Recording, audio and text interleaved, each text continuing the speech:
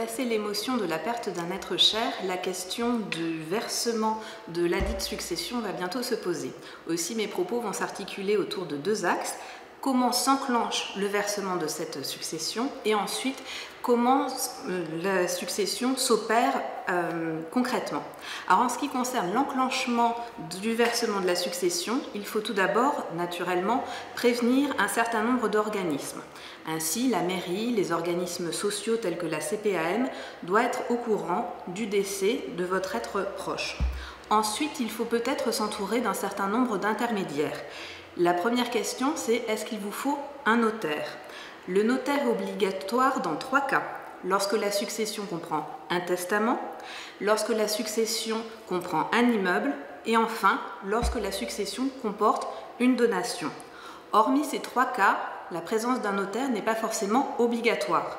Elle peut néanmoins être fortement recommandée lorsque la succession est d'un montant important ou lorsqu'il y a une multitude d'héritiers. Ensuite, l'autre intermédiaire important reste la banque. La banque doit être également avertie du décès de votre être proche, c'est-à-dire il faut lui donner la pièce d'identité du défunt, votre pièce d'identité, voire les coordonnées du notaire. Elle va ainsi bloquer les comptes du défunt. Vous avez pour toutes ces déclarations 6 mois à compter de l'avis de décès pour le faire. Ensuite, comment se passe concrètement le versement de la succession? Alors tout d'abord, il faut garder présent à l'esprit que vous pouvez accepter ou renoncer à la succession. Pour exprimer votre choix, vous avez un délai de 4 mois pour le faire, sachant que bientôt, au 1er novembre 2017, il y aura une réforme en la matière. Ensuite, les délais pour avoir concrètement les fonds sont extrêmement variables. Et ça va dépendre en fait de la structure familiale, d'une part, mais également de la structure patrimoniale de la succession. Alors en ce qui concerne la structure familiale, est-ce qu'il y a beaucoup d'héritiers? Est-ce que tous les héritiers sont connus? Est-ce que les héritiers s'entendent? Tout ça sont des questions qui vont faire plus ou moins durer la succession.